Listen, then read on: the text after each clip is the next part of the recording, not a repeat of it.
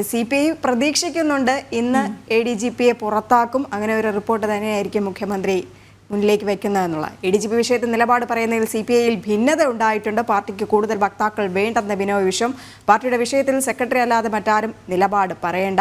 ADGP വിഷയത്തിൽ ബാബു നിലപാട് പറഞ്ഞതാണ് കാരണം.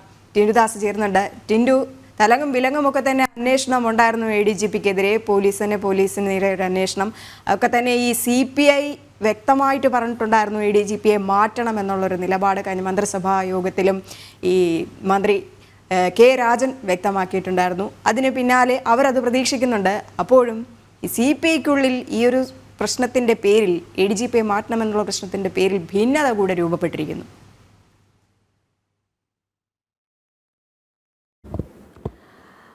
രജനി, വീണ, നമസ്തേ.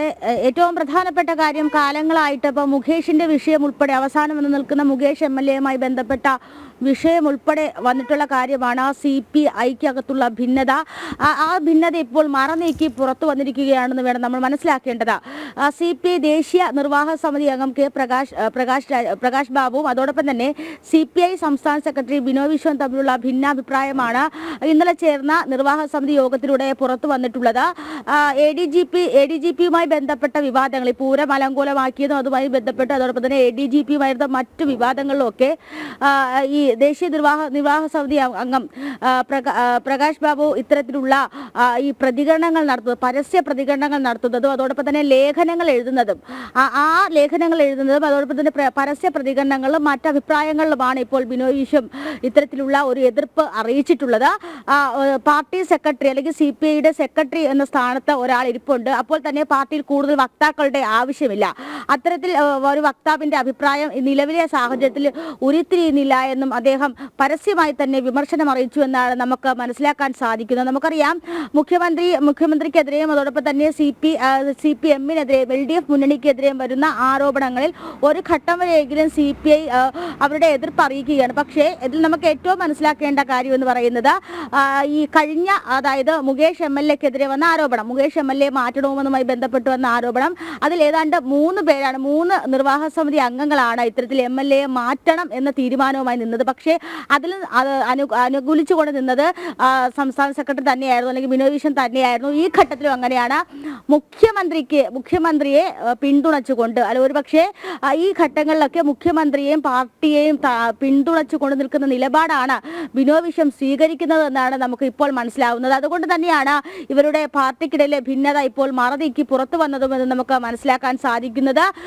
പ്രകാശ് ബാബു ഇത്തരത്തിലുള്ള അഭിപ്രായങ്ങൾ പറയുന്നത് അവസാനിക്കണം. നമുക്കറിയാം, ഈ കഴിഞ്ഞ ADGP MR കുമാറുമായിട്ട് ബന്ധപ്പെട്ട വിവാദങ്ങളിലൊക്കെ ഡൽഹിയിൽ ഉൾപ്പെടെയുള്ള പ്രതികരണങ്ങൾ അദ്ദേഹം നടത്തിയിട്ടുണ്ടായിരുന്നു.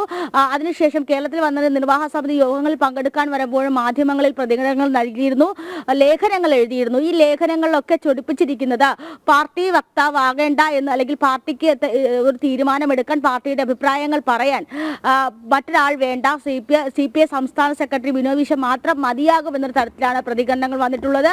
ഒരുപക്ഷെ LDF മുന്നണിയിൽ ഏറ്റവും കൂടുതൽ അംഗങ്ങളുള്ള ഒരു ഘടകകക്ഷി കൂടിയാണ് CPI എന്ന് പറയുന്നത്. CPI ശക്തമായി തന്നെ അവരെ എതിർപ്പുകളും അറിയിക്കുന്നുണ്ടെങ്കിൽ പോലും, മന്ത്രിമാർ തന്നെ നേരത്തെ രജനി സൂചിപ്പിച്ചതുപോലെ മന്ത്രിസഭാ യോഗങ്ങളിലൊക്കെ അവരുടെ എതിർപ്പുകൾ അറിയിക്കുന്നുണ്ടെങ്കിൽ പോലും ഇപ്പോൾ ഈ ADGPയുമായി ബന്ധപ്പെട്ട വിഷയങ്ങളിൽ തർക്കം CPIയിലും കൂടി ഉണ്ടായിരിക്കുന്നു എന്ന് വേണം മനസ്സിലാക്കേണ്ടത്. എന്തായാലും ഈ വിഷയത്തിൽ ഇന്നലെ വരെ സർക്കാരിനെ അല്ലെങ്കിൽ CPMനെ സമ്മർദ്ദത്തിലാക്കിയിരുന്ന CPIക്കുള്ളിൽ തന്നെ ഇപ്പോൾ ഭിന്നാഭിപ്രായങ്ങൾ വന്നിരിക്കുന്നു.